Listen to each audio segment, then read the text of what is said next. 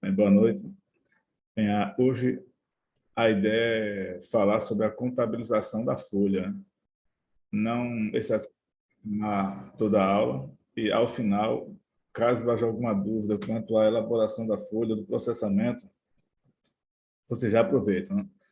Para esse final de semana, teremos a tarefa de contabilizar, na verdade, elaborar, né, que vocês já viram isso, e contabilizar a folha de pagamento dos 3 meses.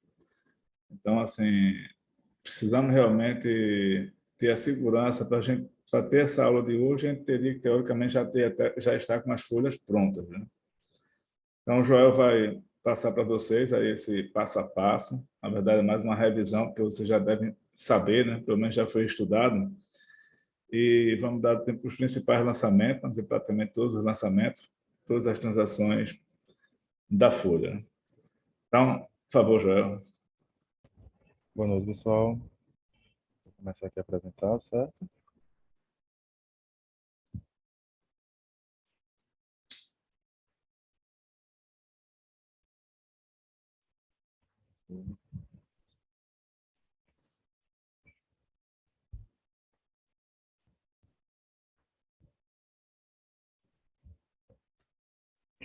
Então, como o professor José falou, né, vai ser uma boa revisão do que a gente já viu sobre a folha de pagamento, certo?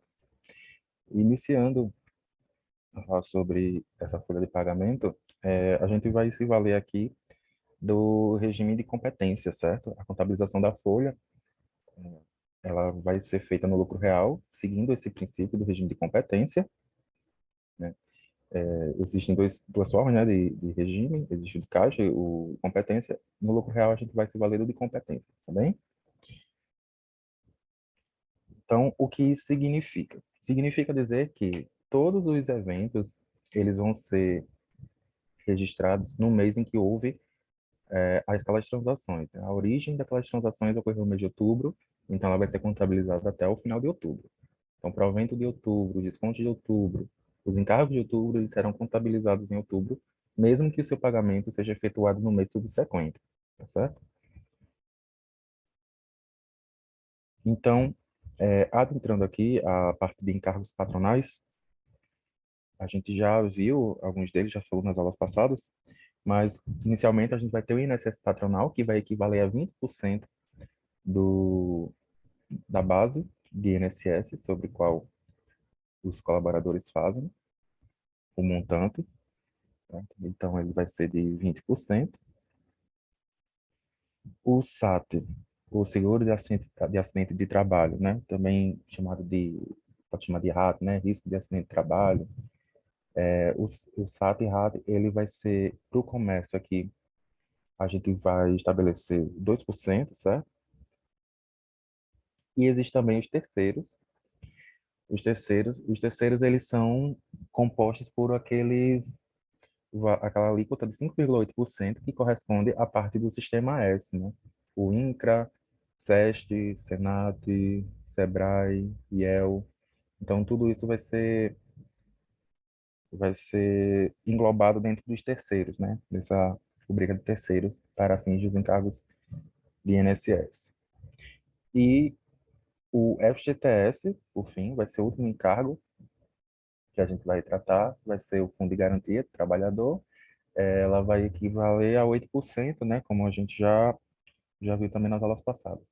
Então, com isso, o INSS patronal, o SAT, terceiros, vão equivaler o montante de 27,8% e FGTS 8%, certo? Adentrando aqui a folha de pagamento, a gente vai começar falando sobre a contribuição sindical, né, que ela equivale a um desconto na folha do empregado, que equivale a um dia de trabalho dele dentro de um mês. Então, com o advento da reforma trabalhista, esse desconto ele passou a ser facultativo, que antes era obrigatório, e hoje, para haver esse desconto de fato, tem que haver expresso do colaborador a autorização de que ele queira realmente contribuir com o seu sindicato. Então, se o sindicato ele não é tão ativo ou o colaborador não vejo, né, essa necessidade de pagar a contribuição sindical, fica vetado o desconto, a menos que ele expresse realmente, e a empresa tenha esse respaldo documental de que ele tenha concordado com esse desconto, certo? Em folha. Então, a contribuição é um encargo que cabe ao empregado, competindo à empresa empregadora reter na fonte. Ocorre uma vez ao ano, certo? Como falei, equivale a um dia de trabalho do ano, né? Geralmente é descontado no mês de março. Então, após a reforma trabalhista, ela deixa de ser obrigatória, de ser efetuado esse desconto em folha para o recolhimento, a menos que o colaborador consinta, certo? Com isso? Concorde com isso. Então, adiante, a gente vai tratar sobre as férias, né? Que as férias é um direito do trabalhador, o qual ele vai fazer direito a partir de 12 meses dentro da empresa, ele vai poder ter um período, né, de 12, 30 dias dessas férias que ele adquiriu referente aos últimos 12 meses. Então, é constitucionalmente garantido aos empregados o gozo das férias anuais remuneradas com pelo menos um terço a mais do que o salário normal. Então, vai ser pago seu salário mais um terço, 2 dias antes que ele saia das férias, certo? Até 2 dias antes. Os empregados adquirem o direito às férias a cada período de 12 meses de vigência do contrato de trabalho, o que é chamado período aquisitivo e período de aquisição, o qual não é interrompido quando as férias forem efetivamente gozadas. Então, o empregado vai ser contratado no dia 1º de outubro, no dia 30 de setembro do próximo ano, vai fechar o primeiro período aquisitivo dele, e a partir de 1º de outubro de 2022, até os próximos 12 meses, ele vai ter esse período de aquisição em aberto, para tirar os 30 dias de férias. Caso de 2022 a 2023 ele não tenha esse período de aquisição, esse período de férias gozado, aí ele vai se valer de um novo direito que vai ser chamado de férias em dobro, né? Porque no período aquisitivo dele, ele não tirou as suas férias de 30 dias. Então, vai ficar para o mês, vai ficar para o exercício subsequente essa remuneração a mais em pecúnia que ele vai ter direito. Então, vai ser constitucionalmente garantido o gozo das férias anuais remuneradas com pelo menos um terço a mais do que o seu salário normal. Né? Falei, ele vai fazer direito ao seu salário, mais esse acrescento que vai ter de um terço. E lembrando que o pagamento tem que ser efetuado a ele até 2 dias antes da saída dele das férias, certo? E aí ele vai adquirir o direito às férias a cada período de 12 meses de vigência do contrato de trabalho, o qual não vai ser interrompido quando as férias forem efetivamente gozadas. Então, mesmo quando ele sai de férias, esse período de 30 dias vai contar como se ele estivesse trabalhando 30 dias para a empresa. Ele não vai ser suspenso. As férias dele não serão suspensas. Ele vai continuar contando, e quando ele volta ao trabalho, ele vai efetuar a, as suas atividades laborais, sabendo que esse período de férias contou como um período aquisitivo, certo? Nada de suspensão para ele. Adiante, a gente vai falar sobre o abono pecuniário e as provisões para férias. Então, o abono pecuniário, ela vai ser uma expressão que é utilizada, né, para essa possibilidade que existe legalmente do empregado negociar com a empresa um terço do seu período de férias. Então, a gente tem 30 dias de férias, então 10 dias ele pode vender para a empresa, né? Popularmente a gente chama que ele está vendendo as férias para a empresa, então ele vai gozar de 20 dias de férias, e esses 10 dias subsequentes, ou intercalando aí, o início, vai negociar com a empresa qual seria o período dentro desses 30 dias, o período em o qual ele iria retornar para exercer suas atividades, certo? Então, ele tem por direito a 30 dias de férias, ele vai receber sim por esses 30 dias de férias, mas na prática ele só vai se ausentar da empresa durante 20 dias, então ele só vai gostar durante 20 dias, e outros 10 dias de férias ele vai ter que realizar o seu trabalho. Então ele vai trabalhar, vai receber pelo seu trabalho, então aqui popularmente a gente diz que ele vendeu o terço de férias. Né? Adiante, a gente vai ter o 13º salário, né, que é o nome popular, que tecnicamente se denomina também de gratificação de Natal ou gratificação natalina, e ela vai, simplificamente, vai consistir no pagamento de um salário a mais efetuado ao final do ano. Né? Essa regra geral está como enunciada, na prática é bem mais flexível. Então, o 13º salário vai ser uma folha extra, né, que é gerada, pelo menos para fins de GFIP, mas que os colaboradores eles têm direito a exercer, uma vez que, se a gente for verificar no calendário, a gente tem 52 semanas, contudo, por mês a gente diz que cada mês tem no máximo 4 semanas e alguns dias. Então, esses alguns dias vão se somando e vão dando um novo salário. Então, se a gente fosse verificar, dos 12 meses, vezes 4 semanas, daria 48 semanas. E a gente tem, na verdade, 52 semanas de efetivas ao longo do ano, né? Então, essa diferença de 4 semanas aí que foram se formando com esses resquícios de 4 semanas e alguns dias, forma esse novo salário, que é o 13º. Né? Então, o 13º ele deve guardar uma certa proporcionalidade com o período de tempo de trabalho que o empregado naquele ano. Então, segundo a legislação, determina que o 13º seja pago em duas parcelas. A primeira parcela, ela é paga no valor de 50%, sem nenhum tipo de desconto para o colaborador. Ela deve ser efetuada até o dia 30 de novembro. E a segunda parcela, até o dia 20 de dezembro. E essa segunda parcela é onde vão constar os encargos sociais que serão descontados, né? E todos os descontos que serão efetuados vão ser na segunda parcela, certo? Essa é a parcela de dezembro. Ficou alguma dúvida, pessoal, até aqui? Não? Vamos adiante. Aqui do lado.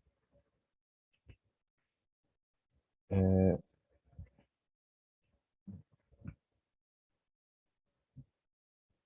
então, a estrutura da folha do pagamento vai constar os proventos, os seguintes descontos, os encargos sociais, que aí a gente vai abarcar os encargos oficiais e benefícios, provisões de férias e provisão de 13º. Então, a gente vai começar falando sobre os proventos, né, que são todas aquelas remunerações que vão acrescer direitos aos colaboradores, como, por exemplo, o salário básico, as horas extras, o salário família, o adicional noturno, uma gratificação, a DSR também é um provento. E em relação aos descontos, são todas aquelas rubricas que irão deduzir valores que serão descontados dele, né? E aí vão incluir o INSS, imposto de renda retido na fonte, quando chegar, né, a base necessária para isso, o vale transporte, a contribuição sindical, caso ele conceda, né, esse desconto, ele autoriza esse desconto, a cesta básica, a assistência médica, vale alimentação, empréstimos e adiantamento quinzenal. Já serão descontos efetuados em folha, certo? Em relação aos encargos sociais, a gente tem aqui as contribuições, né, as oficiais, que são o INSS e o FGTS. Aqui já no caso o INSS da empresa, não mais o do empregado. O empregado é um desconto, né? E em relação aos benefícios, a gente vai ter a cesta básica, a assistência médica, vale alimentação e outros benefícios que a empresa queira conceder ao seu colaborador, né? Pode ser de creche, por exemplo. Em relação às provisões, a gente vai ter férias e 13º, né, cada uma com seu respectivo INSS sobre férias, e FGTS sobre férias, INSS sobre o 10º e FGTS também sobre o 10º, certo? Cada qual ao seu valor. Em relação à contabilização de proventos e descontos, todos os proventos eles devem ser creditados na conta de ordenados e salários a pagar no passivo circulante, tá certo? Ao passo que os descontos eles serão debitados dessa conta de ordenados e salários a pagar, no passivo circulante, certo? O valor do líquido da folha, ele tem que ser contabilizado na conta salários a pagar e creditado na conta bancos, bancos ou caixa, quando efetuar o pagamento, certo? Quando a gente faz o pagamento da folha, a gente debita os salários a pagar pelo valor que consta lá o líquido e vai ser creditado a conta de banco, já que vai ser a saída financeira desse valor, certo? E aí existem duas possibilidades para o saldo da conta de salário, certo? Ao final do mês ou para o mês seguinte, vai depender do dia do pagamento que a empresa efetuar. Então, o saldo da conta de salários a pagar do passivo, ela vai ser zero se a folha for paga dentro do próprio mês. Então, o funcionário vai trabalhar do dia 1º ao dia 31 de outubro. Dentro do dia 31 de outubro, a empresa vai lá e paga o colaborador. Então, uma vez que a obrigação foi quitada, então a gente vai zerar a conta de salários a pagar, uma vez que não existe mais saldo a pagar, a crédito de banco. Contudo, como é o caso que a gente vai trabalhar aqui na disciplina, se a folha de pagamento ela for paga até o 5º dia útil do mês subsequente ao mês de competência, então o valor que vai restar no passivo contábil vai ser o líquido da folha. Então você tem o seu descontos e os seus proventos contabilizados na rubrica de salários a pagar, e esse valor tem que coincidir com o valor do líquido da folha de pagamento. Ficou claro?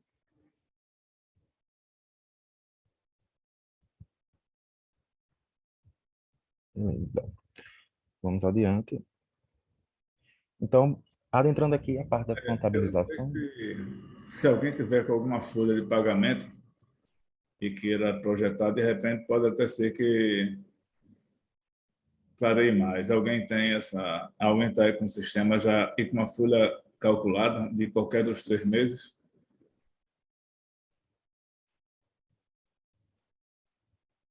Você quer compartilhar com Alex, Leandro? Quer você gera a folha de outubro, aí é isso que o Joel está falando, ele já vai identificar no relatório de vocês. Você pode, Alex, compartilhar? dentro daquele celular, Posso sim, vou abrir aqui. deixa eu parar aqui o compartilhamento.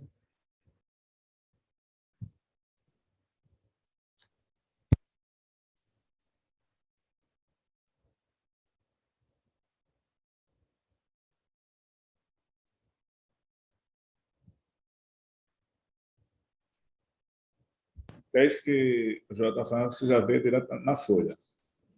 Que realmente precisa, a gente assim, preocupa quando pergunta se está entendendo, fica silêncio. Então, vamos para mostrar. Já pode. Agora você está com a folha já salva, você pode ir no final, pode subir esse total geral, certo? Pronto. O teu, não, lá mesmo onde estava. Pode subir mais, pode ir para o final da página 2.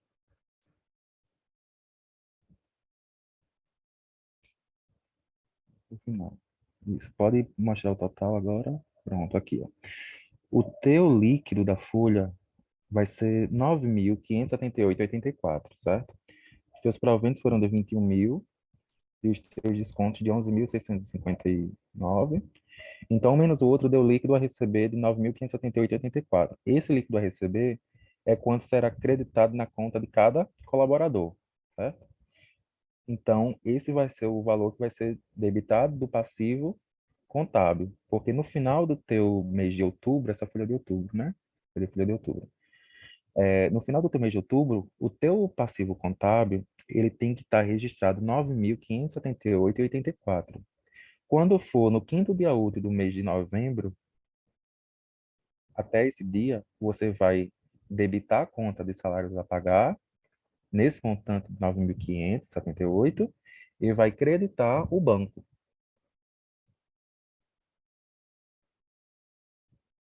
entendeu? Caso a empresa pagasse, não vai ser o nosso caso, tá? Mas existem algumas empresas que elas pagam a folha de pagamento, né? Elas quitam a folha de pagamento até o dia 30 de cada mês. Então, no dia 30 ou 31, último dia útil do mês, ela chega lá e paga esses 9.578 no último dia. Com isso, o passivo contábil ele vai ser zerado. Entendi. Entendeu? Exatamente. Esse líquido aí é o saldo de salários a pagar no final do mês. Então, quando for conferir, a gente vai pegar esse resumo aí, olhar salários a pagar e vai ter que bater com esse valor. Eu vou pegar a FGTS e recolher, tem que bater com esse daqui, certo? Então, sabendo, no mês seguinte, como já falou, vai ser pago, debita salários a pagar por 9.000 e 9.578,84 crédito a banco. Aí começa tudo de novo em novembro. Se não for pago esse valor em novembro, o valor de novembro vai ficar errado, assim sucessivamente, né? Então, ou seja, esse aqui é o total de provento que vai ser creditado, esses 11.000 é o total de desconto que vai ser debitado, a diferença é esse líquido. Então, se a gente entender isso, vocês podem errar, a gente vai ver o lançamento mais adiante, a contrapartida, mas não erra, a conta salários a pagar vai ficar correta. E é isso que a gente não pode, assim, tem que pelo menos sair daqui entendendo isso. Se eu credito pelos proventos, debito pelo desconto, posso errar a contrapartida, mas não salários a pagar. Tá? Pode continuar, Jorge. E com isso, pessoal, o saldo da conta de salários a pagar no dia 31 de dezembro, que vai ser o dia que a gente vai encerrar as demonstrações, tem que ser obrigatoriamente o líquido a receber da folha de dezembro, tá certo? Então, quando a gente for fazendo isso, o encerramento do nosso exercício vai ser o líquido a receber de vocês da folha de dezembro. Então, vai ficar com esse saldo que vai ficar em aberto porque ele só seria pago no mês de janeiro, no quinto dia útil do mês de janeiro, então vai ficar lá com esse saldo, tá bem? Tá certo. Então, pode parar de compartilhar, por gentileza, Alex? Vou compartilhar aqui agora.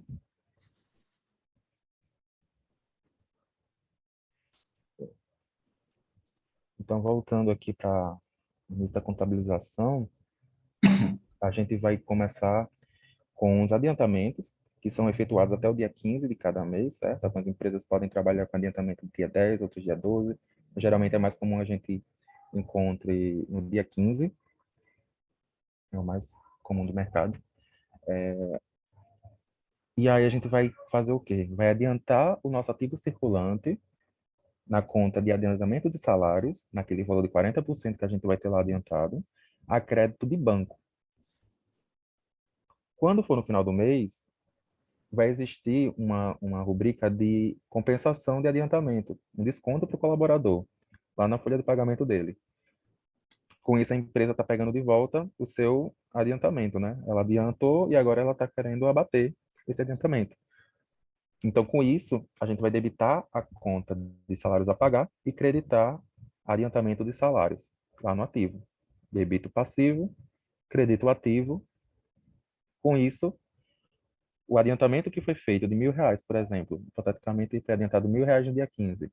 No dia 31, a gente vai ter esse crédito e um menos o outro vai dar zero. Então, nosso ativo circulante da conta de adiantamento de salários tem que ser zero, tá certo?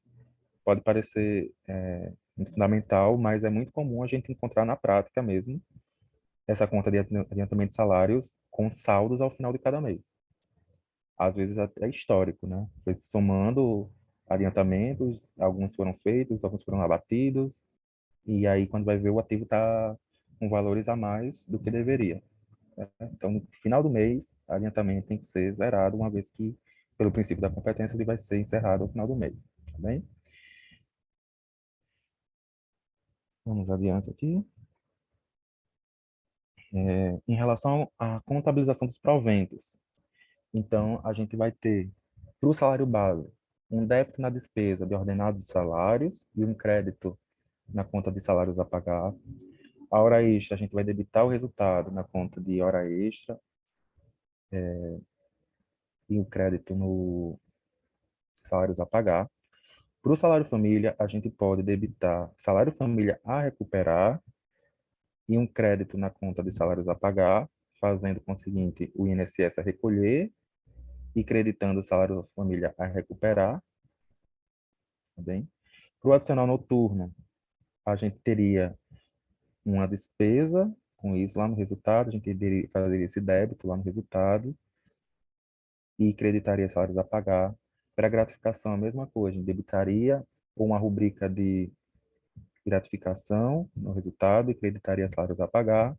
Para DSR, debita a despesa com DSR e credita salários a pagar. Tá bem? Salários a pagar, lembrando, conta de passivo, tá? Passivo circulante. Então, como a gente falou, os proventos, eles são contabilizados, debitando a despesa e creditando o passivo.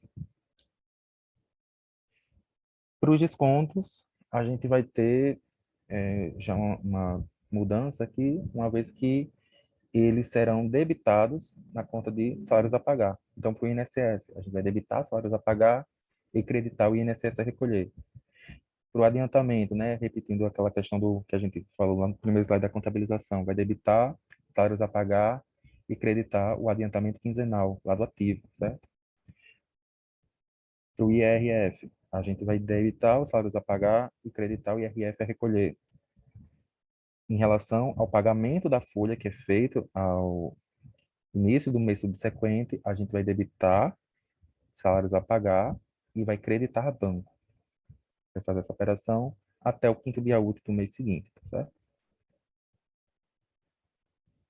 Para os encargos, a gente vai ter essa configuração aqui, que a gente vai debitar a despesa ou custo com o INSS, né, dependendo do centro de custo, poderia ser despesa, se for na área administrativa, o custo, se for na área produtiva, que o INSS, a crédito do INSS a recolher, lembrando que esse INSS aqui, que a gente está tratando agora, já é o INSS patronal, tá certo? Essa vai ser a apresentação do lançamento dela. Para o FGTS, mesma coisa, debita despesa ou custo, tá? Com FGTS, a depender do centro, se for na área produtiva, custo, se for na área administrativa, despesa, com FGTS, a crédito de FGTS a recolher. E em relação às provisões de férias e 13º, eu vou mostrar inicialmente aqui as provisões de férias. A gente vai debitar uma despesa com férias, o resultado, a crédito da provisão de férias. O INSS, a gente vai fazer, o INSS sobre as provisões de férias, a gente vai debitar a despesa ou custo com o INSS e creditar a provisão de férias. E FGTS, a gente vai debitar a despesa ou custo de férias sobre de FGTS sobre as férias e creditar as provisões de férias. Na estrutura do plano de contas que a gente está utilizando, ela já vai ter lá, vai ter uma conta de provisões, vai ter a provisão de férias, o INSS sobre as férias e o FGTS sobre as férias, certo? Então, vão existir 3 contas para férias de provisões. Provisão de férias, provisão de INSS sobre férias e provisão de FGTS sobre férias. Certo? Então, esse crédito na provisão de férias aqui vai ser dentro de um grupo de férias, mas não necessariamente dentro da conta em si. Certo? E para o 13º, basicamente a mesma estrutura, que vai mudar agora vai ser sobre o 13º. Então, a gente vai debitar a despesa de 13º, conta de resultado, creditando um passivo de provisão de 13º, certo? O INSS que a gente vai fazer sobre o 13º vai debitar o custo ou a despesa com o INSS, creditando a provisão de 13º, o INSS sobre provisão de INSS sobre o 13º, e FGTS a gente vai debitar a despesa, o custo da FGTS, a crédito da conta de provisão de FGTS sobre o 13º, passivo contábil, tá certo?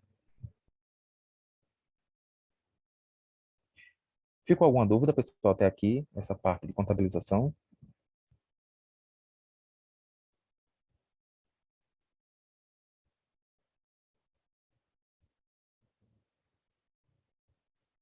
Tranquilo? Beleza, então. Então, aqui a gente vai passar para vocês esse exercício para a gente verificar quanto é o custo do empregado. Quanto custa um empregado que ganha R$ 5.000 se a empresa for tributada pelo Simples Nacional? Quanto custaria esse mesmo empregado se a empresa fosse tributada pelo lucro presumido? E quanto custaria esse empregado para uma empresa tributada pelo lucro real? Então, aqui a gente dá 5 minutos para vocês tentar achar os valores ou acharem os valores, né? Referente a isso, tá certo? Lembrando que é o custo da empresa, tá? Não é o custo do empregado, é o custo que a empresa tem para ter esse empregado.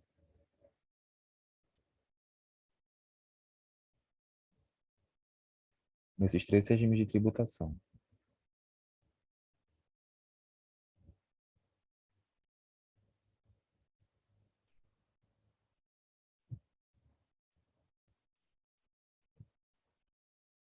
Cinco minutos. Sem dúvidas, pode prosseguir.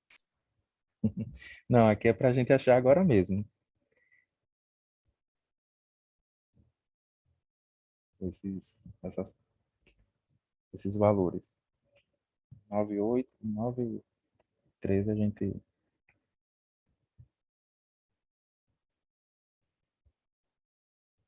a gente tá falando, tá tratando aqui, Leandro, só do salário base mesmo, assim. Seria o custo do salário, com provisões e os encargos.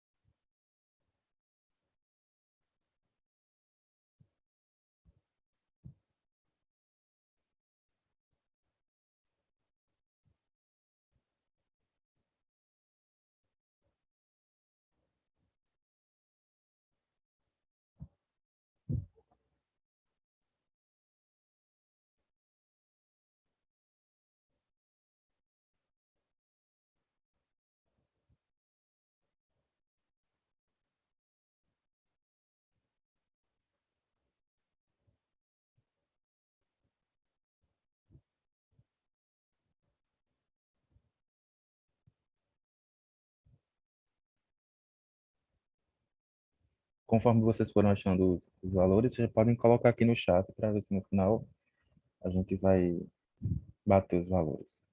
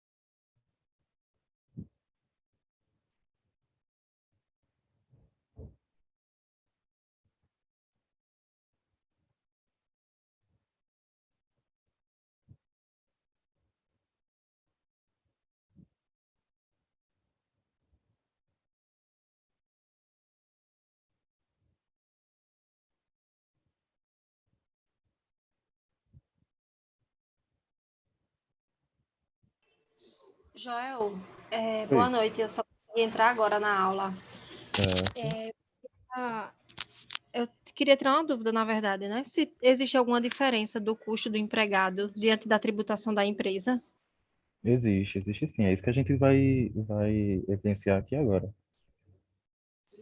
Entendi, porque eu achei que, tipo, era uma alíquota só, né, de INSS, FGTS. Não, aí seriam, né? Mas dependendo do regime de tributação de cada empresa, há algumas diferenças dos encargos e alguns benefícios que a empresa pode obter dependendo do seu regime de tributação. Ah, entendi.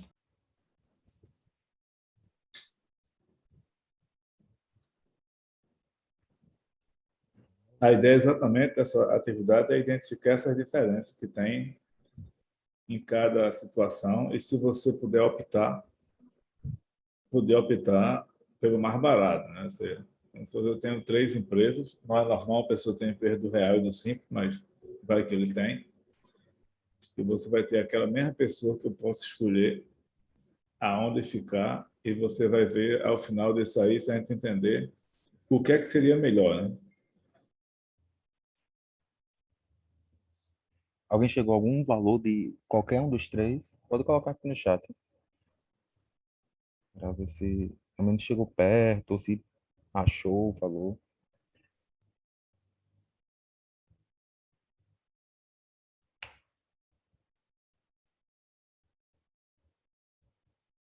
Ninguém nem tentou, nem estimativa, nem próximo.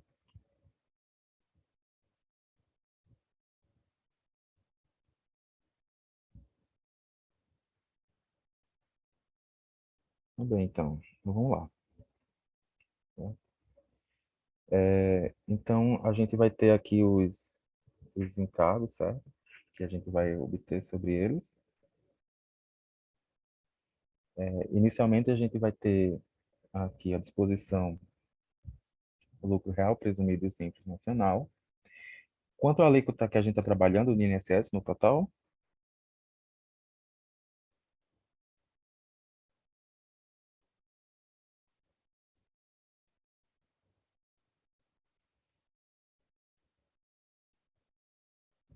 Pessoal,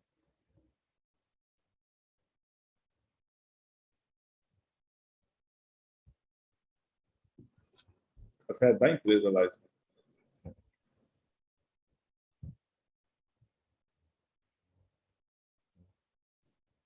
é 11% estaria na faixa do 20% da empresa, só o patronal, né? Aí tem mais o que mais que a gente viu? Tem 20 patronal e tem mais dois. Tá. Tem o risco de acidente de trabalho, RAT, também podem chamar de seguro de acidente de trabalho, né? Que a gente está trabalhando a 2%, que a gente viu no começo da aula. Isso, 2% do RAT. E tem mais um outro que a gente viu referente ao sistema S, isso, 5,8, exatamente. Referente a os terceiros. Então, a gente, no final, vai ter uma alíquota geral aqui de INSS de 27,8%, certo? Então, esse vai ser o custo do INSS para a empresa, para ter o colaborador, certo? Adiante, a gente tem o FGTS. O FGTS são quantos por cento?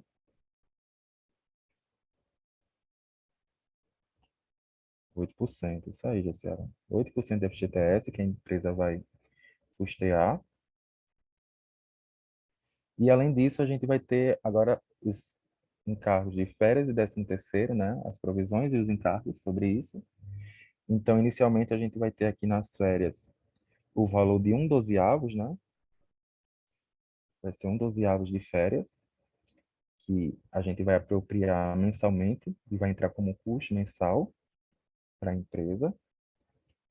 Depois disso, a gente vai ter 1/3 sobre essas férias, que seria o valor que vai ser apropriado também. Então, até agora a gente já vai somando aqui 2.345,56.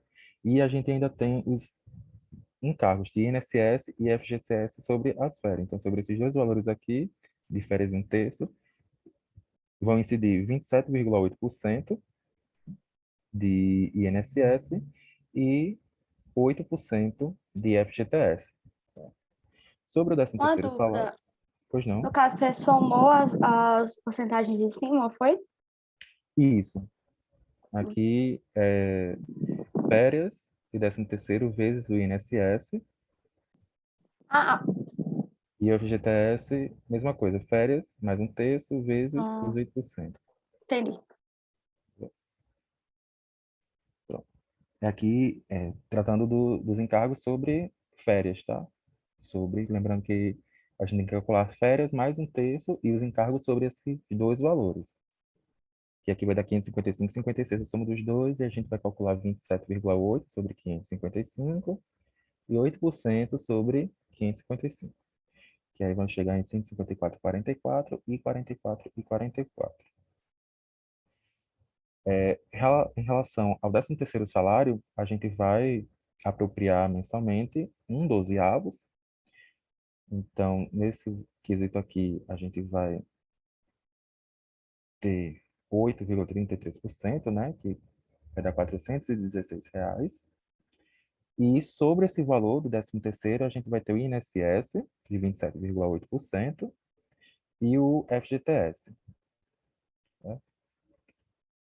13º vezes o FGTS. Com isso, a gente tem um custo de 5.000 de salário, mais 3.113,83%. Vê Oi, se FGTS 13º está correta a fórmula. deixa eu verificar aqui. É porque tu não está multiplicando pelo 0,67. Ele não tá, ele já tá É direto. só você copiar o de cima para baixo que dá certo. Ó, dei um Ctrl X aqui, Ctrl C, Ctrl V. Aí. Pronto, Agora deu agora certo. sim.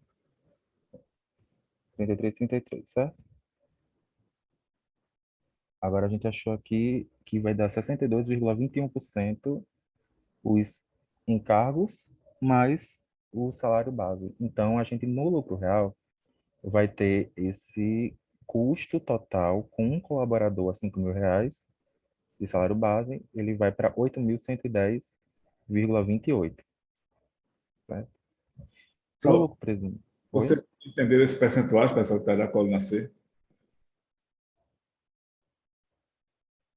que o dono da empresa ele vai pagar esse 62,2%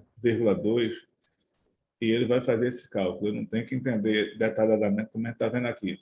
Agora vocês precisam entender cada pedacinho desse aí, como é que está sendo calculado.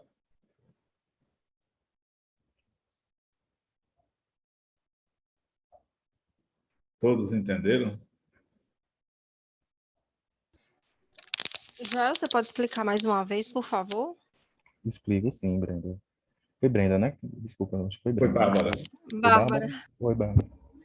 Então, vamos reprisar aqui todos eles, tá certo? Inicialmente, a gente vai ter aqui o INSS. Deixa eu botar aqui mais um para facilitar, ficar mais próximo.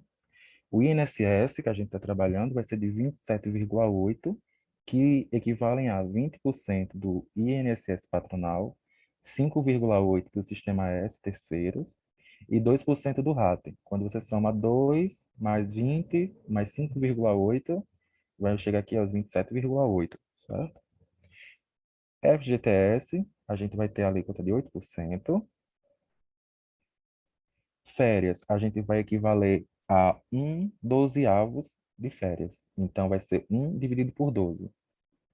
1 dividido por 12 vai dar 8,33%. Sobre as férias, vão incidir um terço. Então, vai ser 8,33% dividido por 3. Tá? Vai dar 2,78%. Sobre as férias, sobre esse valor aqui que a gente achou, de férias mais um terço, a gente tem os encargos de provisão de INSS e FGTS sobre as provisões de férias. Então, a gente vai ter esses dois valores, aqui uma média, certo? De férias 13º vezes 27,8% do INSS, e a gente vai achar R$ 154,44. Sobre o FGTS, vai ser a mesma proporção de férias e 1/3 vezes 8%. Então, a gente vai achar aqui um valor de 44,44. O 13º salário, ele vai também equivaler a 1/12 a cada final de um período aquisitivo que os colaboradores têm. A gente tem que apropriar, né, caso ele tenha passado os dias dentro da empresa, né, para a apropriação de 1/12. E aí a gente vai ter 8,33 novamente. Mesmo valor que a gente achou aqui nas férias, né, de 8,33, vai se equivaler aqui também, porque ele está tratando de 1/12. E sobre o 13º, a gente vai calcular 27,8% para o INSS e 8% sobre esse valor do 13º para o FGTS. Então, em suma, a gente teria de encargos, no geral, 62,21%, além do salário do colaborador. Ficou claro agora? Sim, Joel, obrigada. Disponha, Bárbara. Bom, então, assim a gente identificou os encargos, certo? Então, um salário de 5 mil reais para o colaborador, para a empresa, na verdade, ele tem 8.110,28. Esse é o custo do colaborador para a empresa. Adiante, a gente vai trabalhar aqui para o lucro presumido. No chat.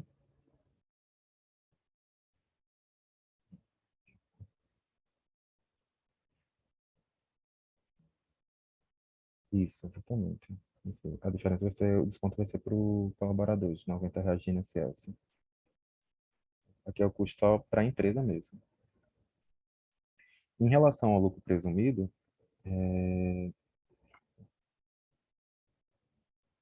mais um, a gente vai ter tudo isso aqui igual. Só fica isso aqui.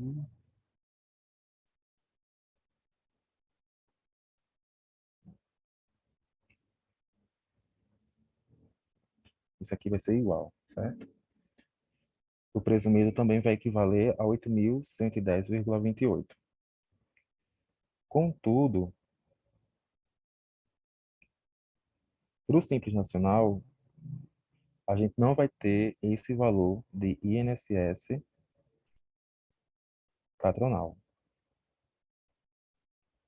Então, o custo para a empresa, na verdade, do Simples Nacional, ela vai ser 6.450.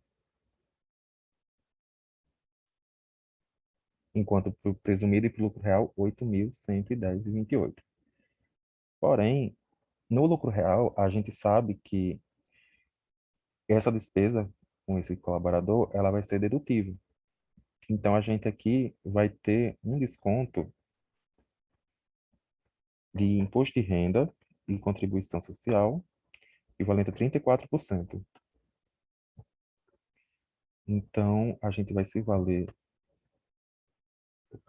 34%, percentual, 34,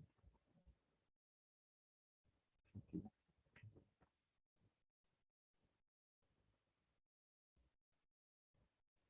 2.727,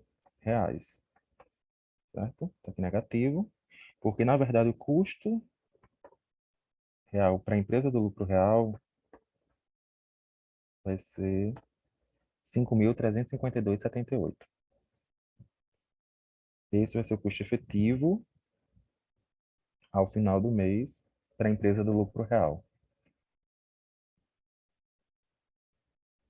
Então, a gente tem que, para o lucro presumido, como a base de cálculo dele vai ser todo o faturamento, né? Então ela não vai se valer de nada para imposto de renda e contribuição, ela vai pagar realmente 8.110,28 para esse colaborador. Para o Simples Nacional, ele não vai ter o INSS patronal. Então, como aqui vai ser zero, ele vai se valer de toda essa base negativa sobre provisões de INSS sobre férias e 13º e também a mensal. Então, vão ter esses benefícios aqui, porque aqui ele pagaria o valor de 1.660, né? Aqui 28. Porém, para o lucro real, a gente tem esse benefício, esse desconto de R$ 2.757,49 para ser reembolsado na base de cálculo, né? Então, a gente vai ter um custo a menos do colaborador de 2.700 e, com isso, o custo efetivo vai ser 5.352. Então, fazendo a comparação entre o presumido e o simples, é manter o melhor, sai mais barato para a empresa do simples. Contudo, entre a empresa do simples e a do lucro real, o colaborador sai mais barato para a empresa do lucro real, levando em consideração apenas o salário base, certo? Como o fator de base de cálculo. Ficou claro, pessoal?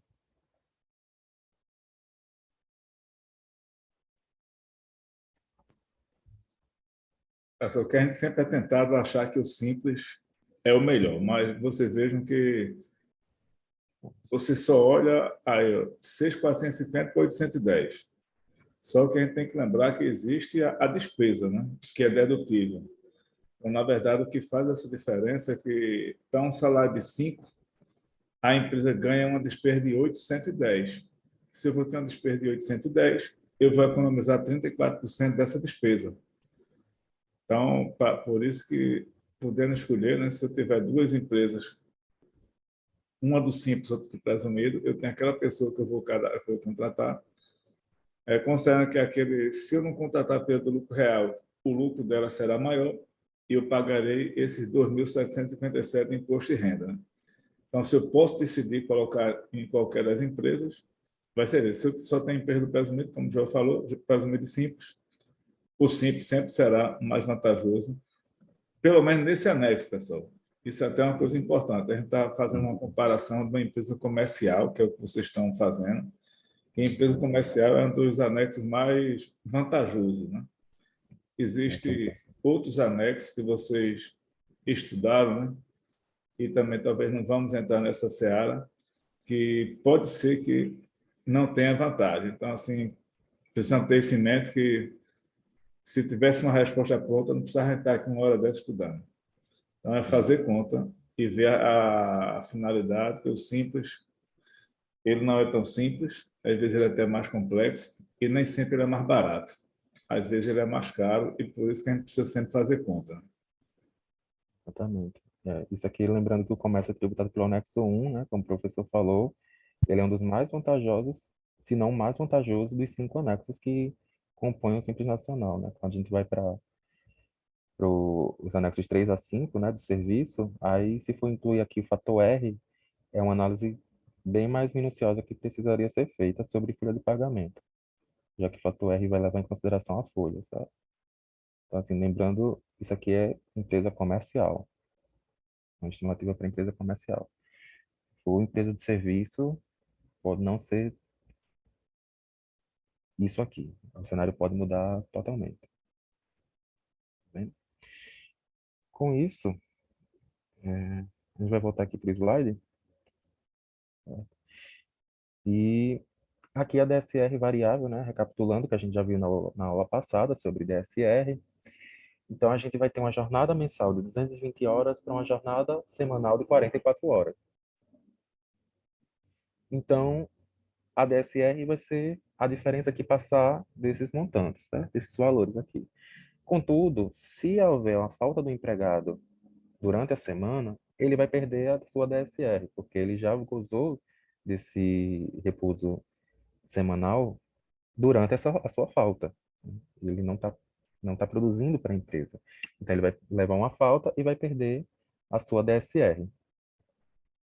Mas se houver horas extras, né, como a caso que a gente está trabalhando nas folhas de outubro a dezembro, vai ser calculado essa hora extra, e em cima das horas extras, aquele percentual de dias úteis vezes dias não úteis, e aí vai ser calculado o reflexo do repouso semanal remunerado. E com isso aqui, a gente encerra essa parte de revisão da folha, certo? Ficou alguma dúvida sobre como contabiliza alguma coisa na parte mais teórica, alguma coisa nesses cálculos de estimativa que a gente fez, que vocês não tenham entendido, que queiram uma explicação mais aprofundada, uma segunda explicação?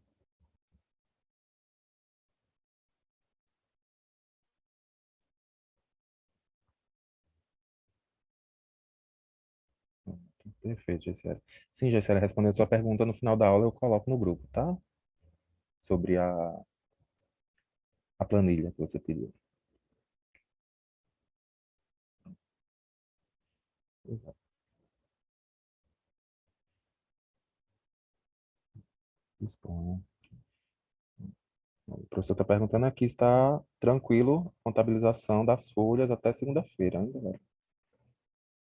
Os 3 meses contabilizados. Então, a gente vai ter que fechar outubro, fechar novembro, fechar dezembro, contabiliza em seguida e lembrar de também contabilizar as provisões, tá certo? Contábil e pessoal. No fiscal, não.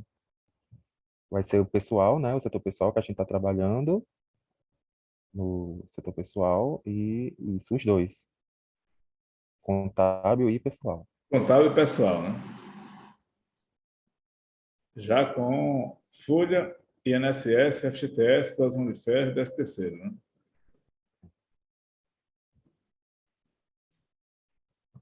Ah, não pode Verdadeira. ser. Na terça eu tenho que já estar corrigindo, né?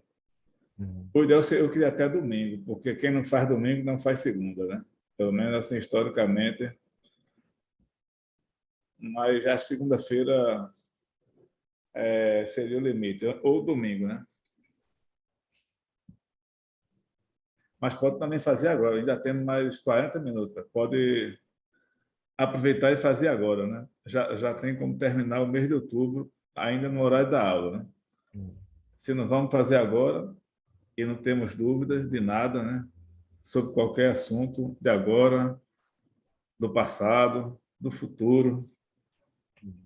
E lembrando, pessoal, que FGTS, né, mensal, ele é pago até o dia 7 e INSS até o dia 20, tá certo? Então, quando vocês forem fazendo as baixas, vocês se atentem a esses prazos para não ficar somando o valor do passivo de FGTS e INSS a recolher. Sempre ao mês subsequente. Dia 7 para FGTS, dia 20 para INSS.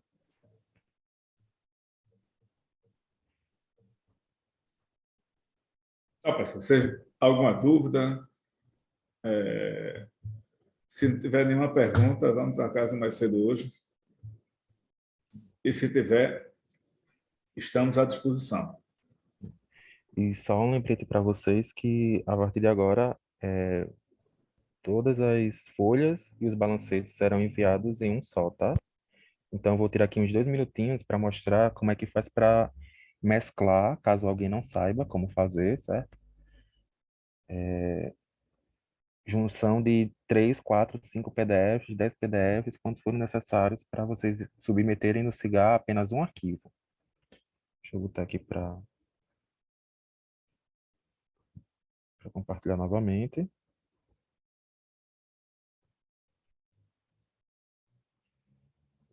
Aqui eu peguei 3 arquivos. Peguei aqui 3 arquivos. Aleatórios.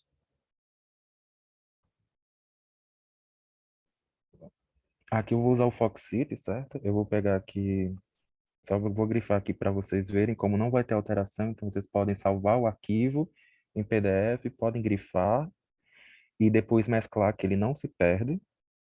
Nessa forma que eu vou mostrar, eu vou grifar aqui só o título desse artigo e aí vocês vão verificar que depois que tiver tudo certinho, tudo junto, os arquivos todos, ele vai continuar grifado, porque também vai ser esperado de vocês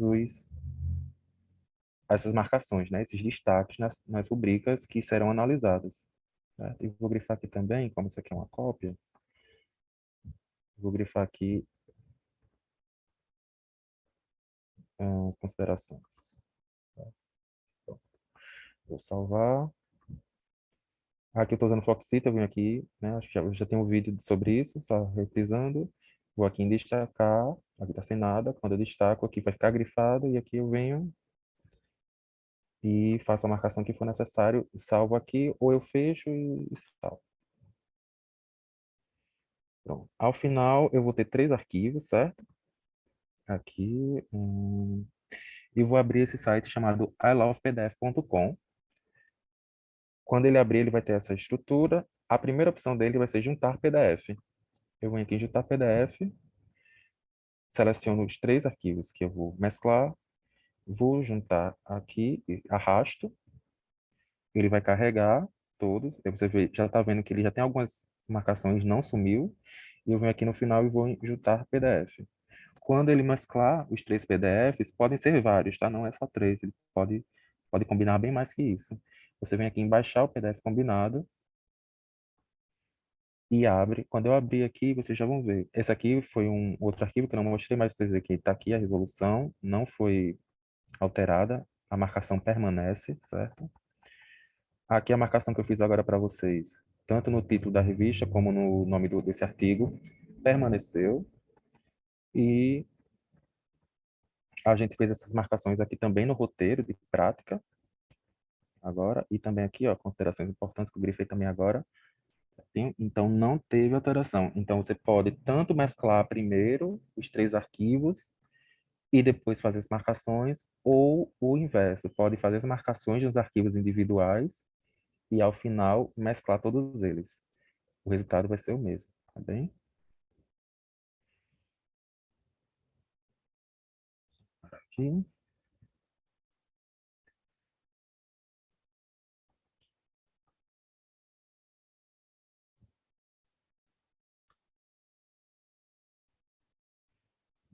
Foi Mostra. perguntado sobre o DSR, mas você pode explicar aí do seu jeito. Eu estava digitando aqui, mas Tá bem. Em relação à DSR, deixa eu mostrar aqui, deixa eu abrir aqui a perguntar foto. sobre o cálculo, né? Eu estava escrevendo, mas de repente colocar aí de outra Pode ser forma que... melhor. Deixa eu só abrir aqui a foto, eu vou mostrar direto numa folha que eu tenho aqui, certo? Com as movimentações, lembrando que os valores serão diferentes, porque eu utilizei um roteiro diferente, mas a ideia do como fazer o cálculo vai ser a mesma. Vou aqui para compartilhar, certo?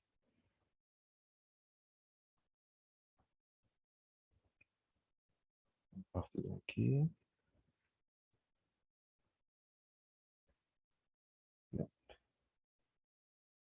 Eu venho aqui em relatórios, folha, listagem de pagamento. Desde 2021. Para a gente conferir se o sistema está puxando corretamente, tá? Como fazer para a gente verificar isso. Eu vou puxar aqui o colaborador 4, certo?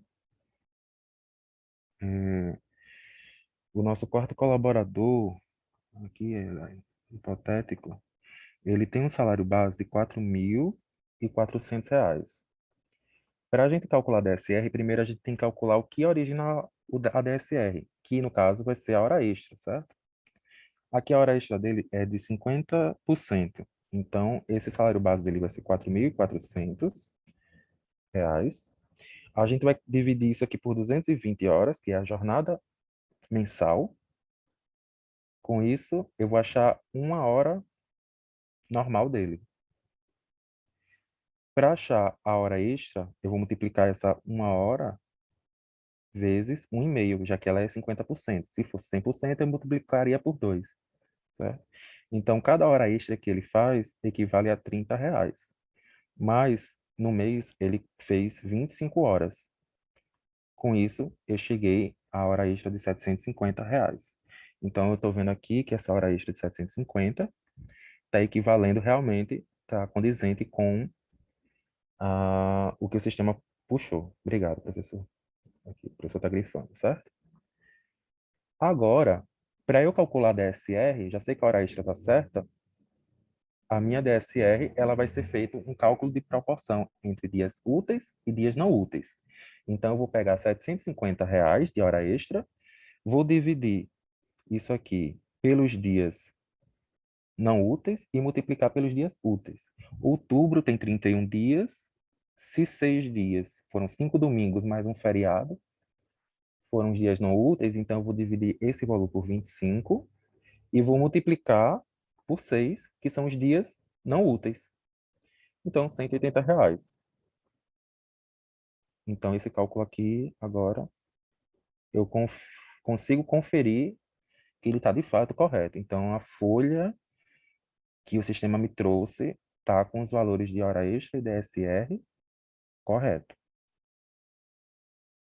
Ficou claro?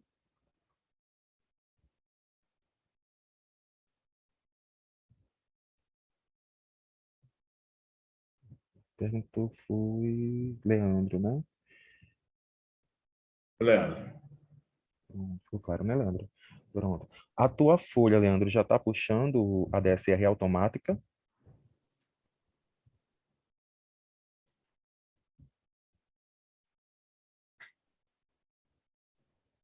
Pronto, então tá certo. Para você conferir, é isso. Caso não tivesse, é porque faltava fazer um ajustezinho no parâmetro das horas extras. Mas, estando puxando, então, automático, você vai conferir dessa forma. Você vai conferir se a hora extra está certa inicialmente, e em seguida você vai fazer. Tá não, Laísa? Tudo bem.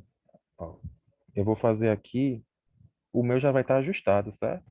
Mas aqui você confere, eu vou fazer aqui o caminho para ele. Você vai em cadastros, eventos. Aí ele vai perguntar se eu preciso fazer essa associação agora. Não desejo, nesse momento não. Certo? Eu vou abrir aqui todos os eventos. Então, o que origina a minha DSR vai ser minha hora extra. Então, eu vou procurar aqui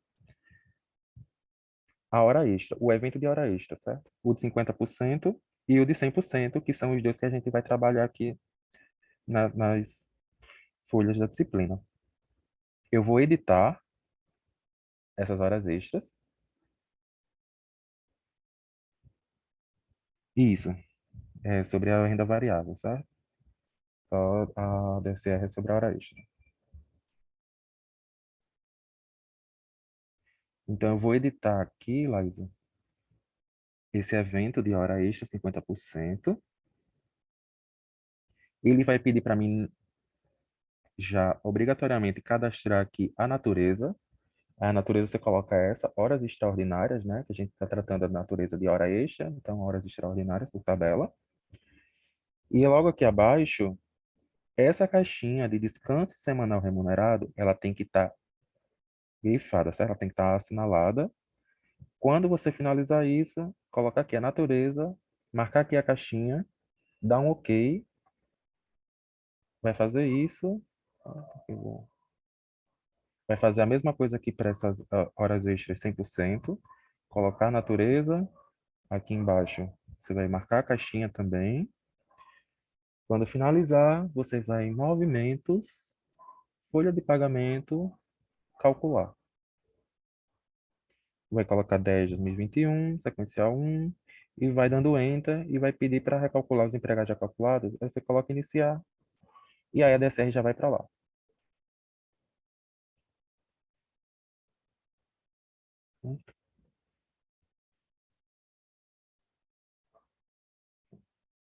Aí você verifica e qualquer coisa você me fala, se não foi.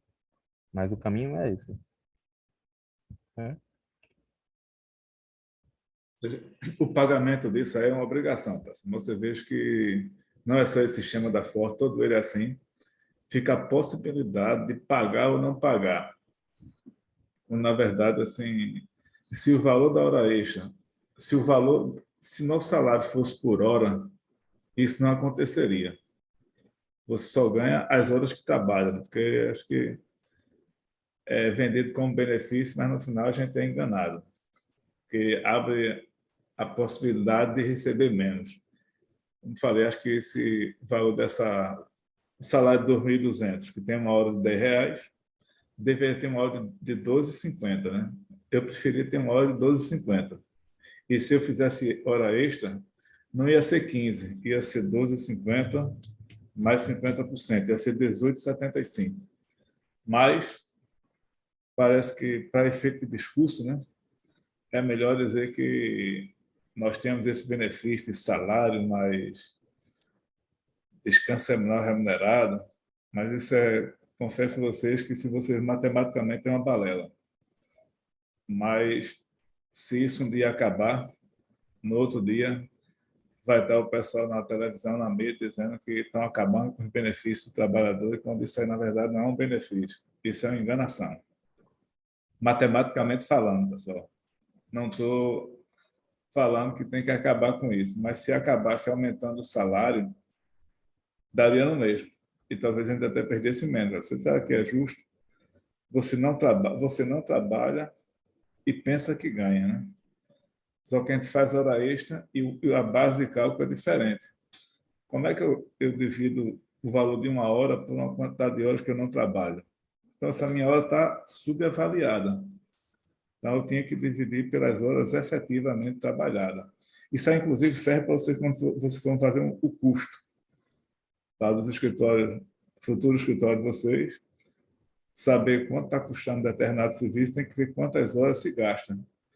E não pode você dividir o salário por 220, que você não tem 220 horas úteis alocadas.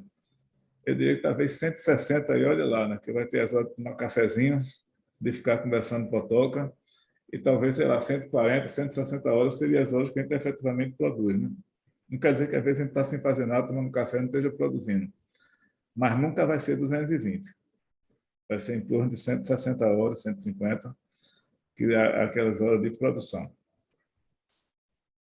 Vamos, mais alguma pergunta, pessoal?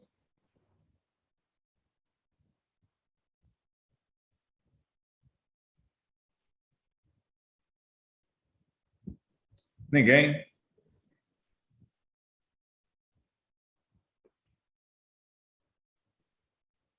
Essa é a hora. Então, Não.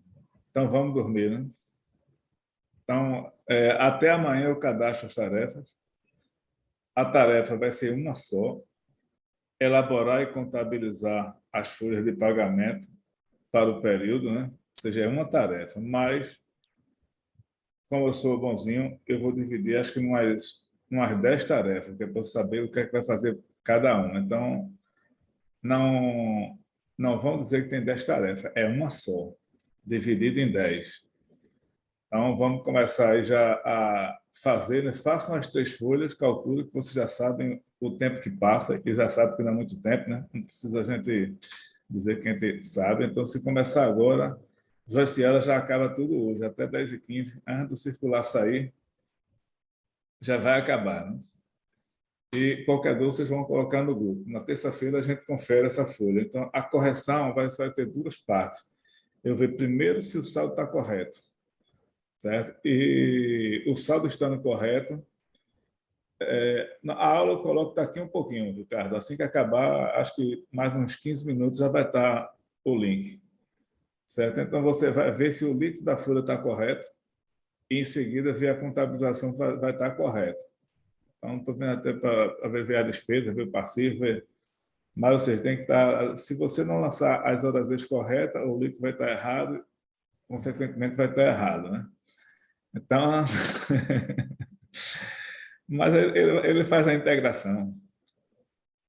Então, e disse que é só esse ano, né? Então, abram o olho, né? Tem que começar a se movimentar, que o circular, ele não é que ele não era gratuito.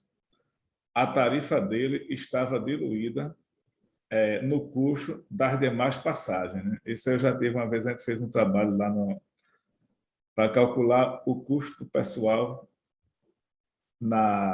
aí do transporte, e realmente você vê claramente lá na plana de custo que os demais passageiros pagam a passagem para vocês via direta até lá a reitoria, né?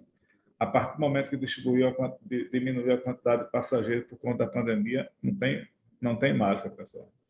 Então, alguém estava pagando e não tem mais as pessoas para pagar.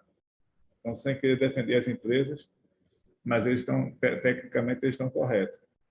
Porque você vê, existe o custo dos motoristas, tem o custo dos motoristas que faltam, que chegam atrasados, né? Tudo isso vai para o preço. Além do combustível, da manutenção, tem o custo dos ônibus que o pessoal, às vezes, fura o pneu. Então, nada disso. Então, quando for fazer qualquer movimento desse, lembre-se que quem paga é vocês. Todo mundo vai para a tarifa. E esse lado desse circular, no preço da tarifa, tem o custo desse ônibus, desse motorista, que vocês acharam que iam de graça. Só não sai do bolso de vocês, mas é rateado com todo mundo que paga. Agora que está sem ninguém para pagar, vai sair do bolso de vocês. Mas vamos lá, pessoal. Então, bom final de semana e até terça, né? Uma correção Boa noite. do pagamento. Até mais.